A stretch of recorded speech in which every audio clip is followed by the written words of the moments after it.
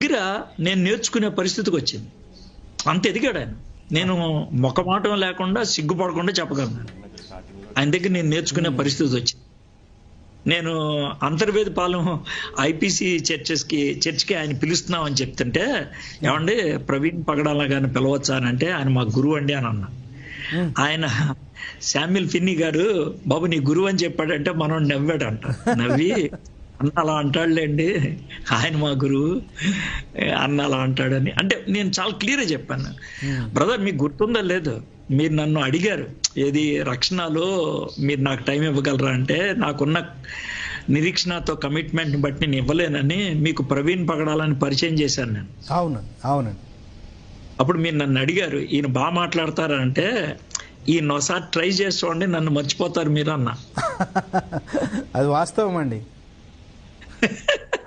ఎట్లాగంటే ఆయన మీరు దూరంగా ప్రపంచమంతా తిరుగుతూ పరిచర్య చేస్తా ఉన్నారు, ఆయన ఇక్కడే తిరుగుతూ నాలో అంటే మమ్మల్ని ఎట్లా మోల్డ్ చేశాడంటే, ఇంతసేపు బ్రదర్ చెప్పినట్టుగా ఆయన మమ్మల్ని కూడా ఒక రకంగా తరబీదు చేస్తూ వచ్చాడండి. ఆయన ఓ షేప్ చేశాడు మొత్తానికి.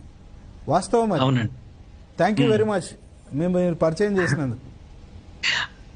తర్వాత ఇంకో విషయం ఏంటంటే చెప్పాల్సింది, హంబుల్ అనేటువంటి మాట అందరూ చెప్తారండి ఆయనకి. అంటే ఇంత కూడా గర్వం ఉండదండి, తనకున్నటువంటి నాలెడ్జ్ ఉన్నదే అటు బైబిల్లో కానీ, లేకపోతే హిందూ గ్రంథాల్లో కానీ, లేకపోతే ముస్లిం గ్రంథాల మీద కానీ తనకున్నటువంటి పట్టు మామూలు కాదండి, మామూలు కాదు. అంత పట్టున్నటువంటి వ్యక్తి, ఆయన మాట్లాడేటువంటి తీరు, ఆయన యొక్క వ్యవహారం అసలు చాలా గొప్పదండి. Is a great model as far as humility is concern. తనకున్నటువంటి నాలెడ్జ్ని తాను ఏదో ప్రదర్శించి గొప్పోడిని చెప్పుకోవడానికి ఎప్పుడు ఆయన ప్రయత్నం చేయలేదు, కానీ చాలా కరెక్ట్గా పరిస్థితికి అనుగుణంగా వాడేటువంటి తత్వం ఆయనకున్నదండి. ఈజ్ ఎక్సలెంట్ మ్యాన్ అండి, ఎక్సలెంట్ మ్యాన్.